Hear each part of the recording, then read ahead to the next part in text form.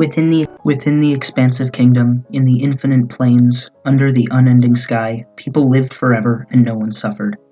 They grew enough food to provide for everyone, and everyone spent their time doing what made them happy.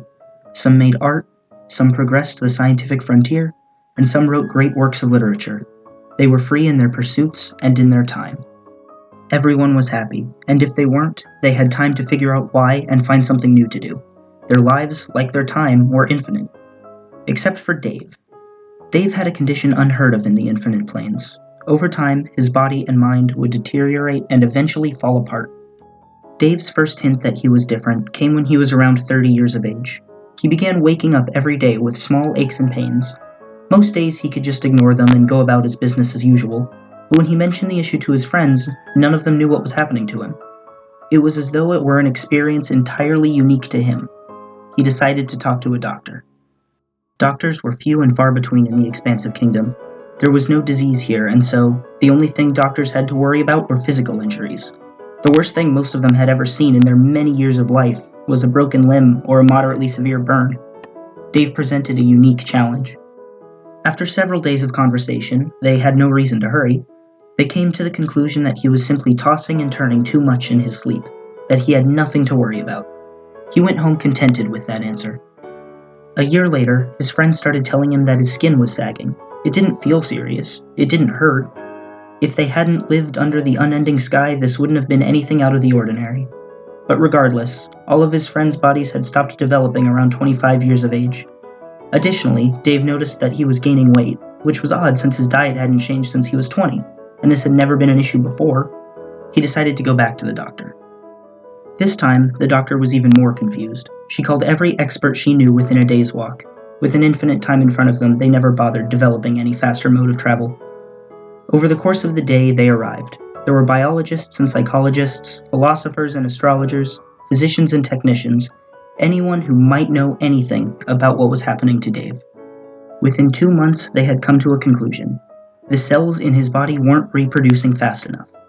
In the average citizen of the expansive kingdom, cells were created and destroyed as needed. It was a perfect cycle that kept the person they made up alive indefinitely. That wasn't happening to Dave. His cells couldn't keep up with the demand, and it was starting to show. "What's going to happen to me?" asked Dave. "Can you fix it?" "We'll get a team working on it right away," said the doctor. "But if we can't find a way to fix it, your body will continue to deteriorate. It will most likely kill you." "How long do I have?" She took a deep breath. "You'd be lucky to live 100 years. The doctor looked to the ground as she said it. Dave walked home that evening with his head completely tangled in thoughts of death and a future without him in it. "What do I do?" he thought to himself. "What's the point of living a life that's doomed to end? I'll never get to see the future. I'll never get to know what happens to anyone. My friends will live on without me, and I'll be gone." That thought scared him more than anything. He was going to die. He didn't know exactly when, but he had a better idea of it than anyone else under the unending sky. It took him many hours to fall asleep that night. He was afraid that sleeping was wasting time, that every moment spent laying there was a moment he would never get back. Each second that passed brought him another second closer to death. He woke up late the next morning and didn't know what to do. On an ordinary day, he would get up, eat something, and start painting. He loved painting. It was his passion. He wasn't very good at it, but he had only been practicing for about 2 decades. He had hoped to become a great master of the canvas one day after a few hundred years of work, but that hope was stolen from him. After several eternal moments laying in bed, he made himself get up. Even if his life would end sooner than expected, it wasn't over yet. He forced himself to make breakfast, he forced himself to make a cup of tea, he forced himself to sit down in front of the easel, and he forced himself to at least try to paint something. To his surprise, he actually found motivation. He realized that his pain and distress had become a source of inspiration. He began to work. Brush touched paint, touched canvas, and he was lost in his work. Hours passed, he barely ate. Before he knew it, the day was over. He was exhausted but proud of what he had done. He wasn't nearly finished, but he was happy. In spite of his impending doom, he had found a way to cope, at least for the time being. Days went by and he was still completely lost in his work. He was nearly done. He stepped back and looked at his creation. It was by far the best thing he had ever created. Colors mixed and swam with more emotion than he thought he could ever put into his art. It was like he had never been able to put feeling into his work, until he discovered that his life was ending. He was adding the final touches when someone knocked on his door. A pang of frustration flashed across his mind as he was pulled out of his artistic trance. He put the brush down and walked over to the door. He opened it to find his friend Sylvia on the other side. "Dave, are you okay? We haven't seen you in days, not since we heard the news about your condition." "Sorry about that," he replied. "Yes, surprisingly, I'm all right. I started painting and I got a bit lost in it." "I can see that." She gestured at his clothes, which were covered in little colorful spots. Suddenly, he realized how he must look. He hadn't bathed in days, his hair was a mess, and he was exhausted. He saw the skeptical way Sylvia was looking at him. "I know I look like a mess right now, but I promise I actually do feel okay. Better than I have in a long time." "Can I see what you've been working on?" she asked. "Sure, come on in." He stepped aside and held the door for her. The two of them walked into the studio, and her eyes widened as she saw the canvas. "Dave," she said, "it's beautiful." He smiled. "Thanks. Making it made me feel better about my condition. I think I'm starting to accept it." She looked at him in confusion. "Making art is making your premature death worth it?" Her eyes widened as she realized what she was saying. I'm so sorry. I didn't mean to question you. It's good that you're feeling better."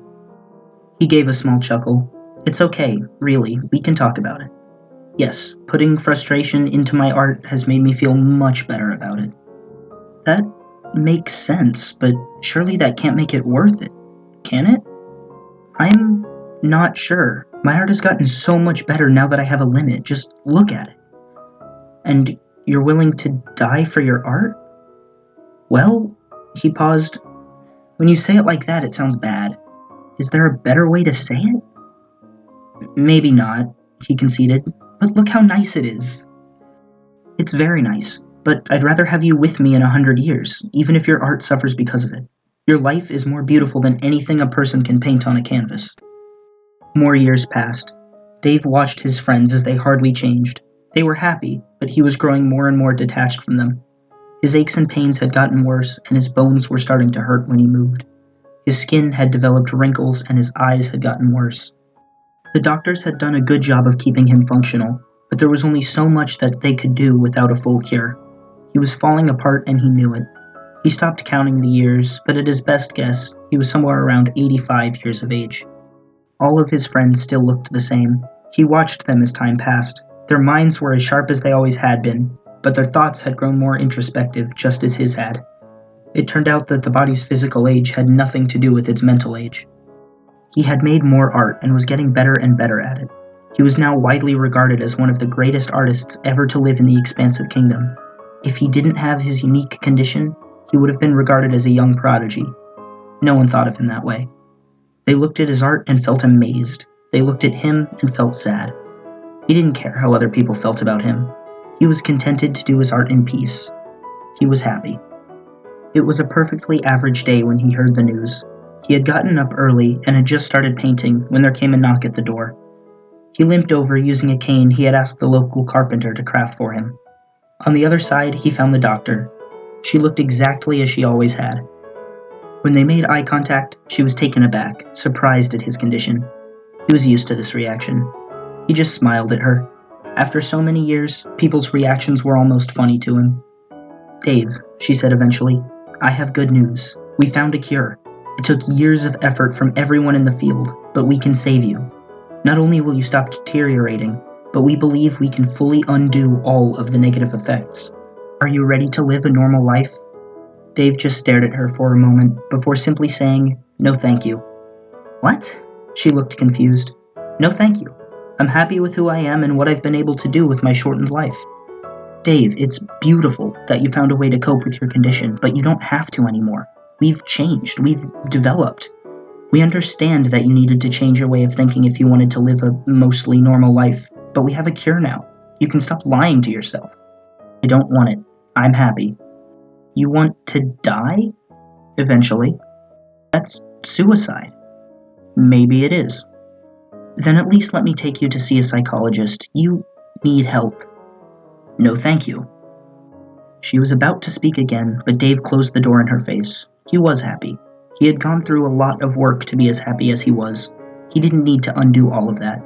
If he took the cure, it would be a long time before he could feel happy again, and his art might never be as good as it currently was.